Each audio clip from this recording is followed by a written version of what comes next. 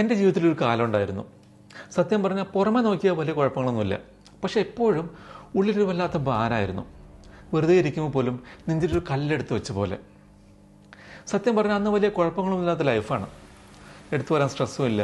പക്ഷെ എൻ്റെ മനസ്സ് മാത്രം ഒന്നിനും സമ്മതിക്കില്ലായിരുന്നു. വെറുതെ ഇരിക്കുമ്പോൾ മുമ്പ് നടന്ന ഓരോ കൊച്ചു കാര്യങ്ങൾ ഇങ്ങനെ ആലോചിച്ച് കൂട്ടി ഭ്രാന്താവുന്ന അവസ്ഥ. ഞാൻ പറഞ്ഞ തെറ്റായിപ്പോയോ?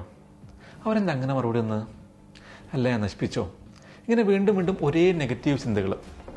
നമ്മൾ മെസ്സേജിന് ആരും റിപ്ലൈ ചെയ്തിട്ടില്ലെങ്കിൽ അവർക്കത് ഇഷ്ടപ്പെട്ടില്ലേ? എൻ്റെ മെസ്സേജ് അവർക്ക് എന്താ പറയുക പറ്റിയില്ലേ? അല്ലെങ്കിൽ ഞാൻ തെറ്റായിട്ട് എന്തെങ്കിലും പറഞ്ഞോ? അങ്ങനെ എല്ലാറ്റിനും ഞാൻ എന്നെ തന്നെ കുറ്റപ്പെടുത്തി തുടങ്ങി. സത്യത്തിൽ എനിക്കൊരു ബന്ധമില്ലാത്ത കാര്യങ്ങൾക്ക് പോലും ഉത്തരവാദി ഞാനാണെന്ന് എനിക്ക് തോന്നി.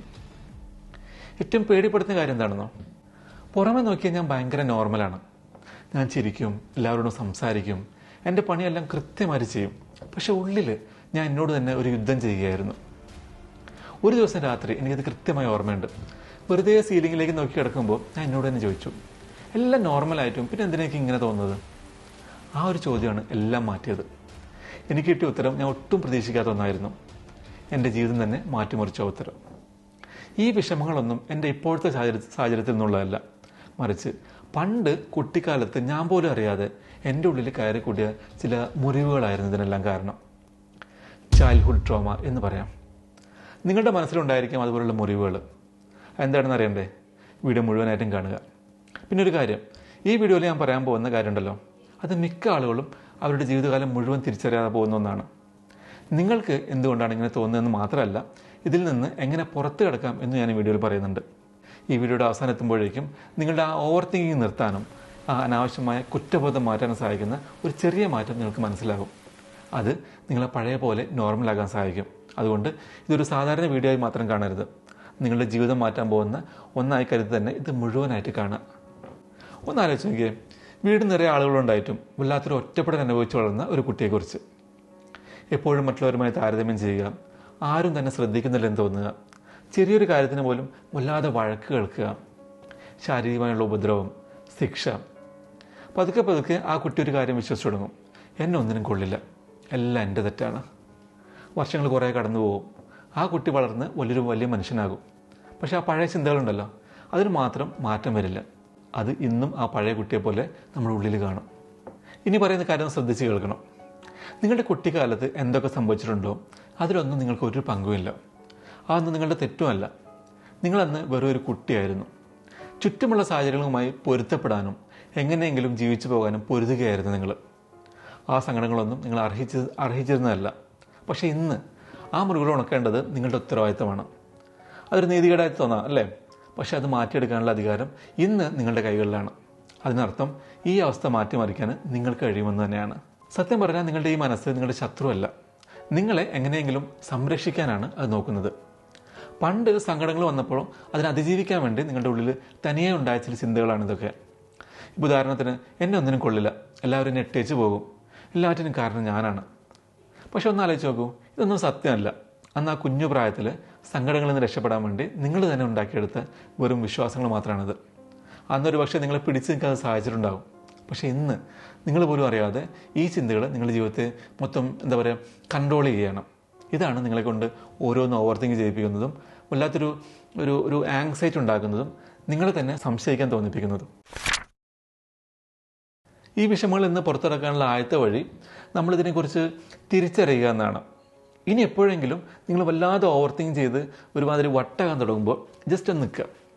പെട്ടെന്ന് അതിനോട് പ്രതികരിക്കാൻ നിൽക്കരുത്. പകരം നിങ്ങളോട് തന്നെ ഒന്ന് ചോദിച്ചു നോക്കുക, ഇപ്പോഴുണ്ടായ പേടി ശരിക്കും എൻ്റെ ഇന്നത്തെ പ്രശ്നമാണോ, അതോ എൻ്റെ പഴയ ഏതെങ്കിലും മുറിവാണോ? സത്യസന്ധമായി ചിന്തിച്ച് നോക്കിയാൽ മിക്കപ്പോഴും നിങ്ങളുടെ പഴയ അനുഭവങ്ങളായിരിക്കും ഇന്നത്തെ കാര്യങ്ങളോട് ഇങ്ങനെ റിയാക്ട് ചെയ്യുന്നത്. അത് തിരിച്ചറിയുന്ന ആ നിമിഷം നിങ്ങൾക്കും നിങ്ങളുടെ നെഗറ്റീവ് ചിന്തകൾക്കിടയിൽ ഒരു ചെറിയ ഗ്യാപ്പ് വരും. ആ ഒരു ഗ്യാപ്പിൽ നിന്നാണ് നിങ്ങളുടെ മാറ്റം തുടങ്ങുന്നത്. അവിടെയാണ് നിങ്ങൾ ശരിക്കും ജയിക്കുന്നത്. ഇനി രണ്ടാമത്തെ വഴി എന്താണെന്ന് നോക്കാം. നമ്മളോട് തന്നെ സംസാരിക്കുന്ന ആ ഒരു രീതി ഉണ്ടല്ലോ, അതാണ് നമ്മുടെ ജീവിതം തീരുമാനിക്കുന്നത്. ഇപ്പോഴത്തെ സാഹചര്യത്തിൽ നിങ്ങളുടെ മനസ്സ് നിങ്ങളുടെ എപ്പോഴും പറയുന്നത് ഇതൊക്കെ ആയിരിക്കാം. അപ്പം എനിക്കൊന്നിനും കഴിയില്ല, ഞാൻ എപ്പോഴും എല്ലാം കൊളാക്കും, എല്ലാം എൻ്റെ മാത്രം തെറ്റാണ് എന്ന്. പക്ഷെ ഒന്ന് ആലോചിച്ച് നോക്കൂ, ആ ഉള്ളിൽ നമ്മൾ വോയിസ് ഒന്ന് മാറ്റി പിടിച്ചാലോ? വളരെ സിമ്പിളായിട്ട് ഒരു കൊച്ചു കുട്ടിയോടെന്ന പോലെ കുറച്ച് സ്നേഹത്തോടെ ഒന്ന് മാറ്റി പറഞ്ഞു നോക്കൂ. അപ്പോൾ ഇങ്ങനെയൊക്കെ പറഞ്ഞു തുടങ്ങാം, ഞാൻ മാക്സിമം ട്രൈ ചെയ്യുന്നുണ്ട്. അത് തന്നെ വലിയ കാര്യമാണ്. ഞാൻ ഓരോന്നായി പഠിച്ചുകൊണ്ടിരിക്കുകയാണ്. ഞാൻ മെച്ചപ്പെടുന്നുണ്ട്. സത്യത്തിൽ നിങ്ങൾ പെർഫെക്റ്റ് ആണോ എന്നൊന്നുമില്ല. നിങ്ങളോട് തന്നെ കുറച്ചുകൂടി കനിവ് കാണിച്ചാൽ മതി, കരുണ കാണിച്ചാൽ മതി. കാരണം നിർബന്ധിച്ചടിച്ചേൽപ്പിക്കേണ്ട ഒന്നല്ല ഈ മാറ്റം. മറിച്ച് നമ്മളോട് തന്നെയുള്ള ആ ഒരു കരുതലുണ്ടല്ലോ, അതിൽ നിന്നാണ് ശരിക്കുള്ള ആശ്വാസം തുടങ്ങുന്നത്. മൂന്നാമത്തെ സ്റ്റെപ്പ് പോലെ 1-2 സെക്കൻഡ് കണ്ണടച്ചിട്ട് നിങ്ങളുടെ ആ പഴയ കുട്ടിക്കാലത്തെ രൂപം ഒന്ന് സങ്കല്പിച്ച് നോക്കൂ. ആ കുട്ടി അവിടെ ഒറ്റയ്ക്ക് എന്ത് ചെയ്യണമെന്ന് അറിയാതെ വല്ലാത്തൊരു സങ്കടത്തിൽ നിൽക്കുകയാണ്. ആ സമയത്ത് ആ കുട്ടിക്ക് ഏറ്റവും കൂടുതൽ വേണ്ടിയിരുന്നത് എന്തായിരുന്നു? കുറച്ച് സ്നേഹമാണോ? ആരെങ്കിലും ഒന്ന് കൂടെ ഉണ്ടാകണം എന്നാണോ? അതോ തന്നെ ആരെങ്കിലും ഒന്ന് മനസ്സിലാക്കിയിരുന്നെങ്കിൽ എന്നാണോ? ഇന്ന് ആ കുട്ടിക്ക് വേണ്ടി നിങ്ങൾക്ക് ആ ഒരാളാകാൻ പറ്റും. നിങ്ങളുടെ മനസ്സിൽ പതുക്കെ ഒന്ന് പറഞ്ഞു നോക്കൂ, സാരല്ലേ, ഞാൻ കൂടെയുണ്ട്, ഞാൻ നിന്നെ ഇനി ഒറ്റയ്ക്കാക്കില്ല. സത്യം പറഞ്ഞാൽ ആ പഴയ കുട്ടി ഇപ്പോഴും നിങ്ങളുടെ ഉള്ളിൽ തന്നെയുണ്ട്.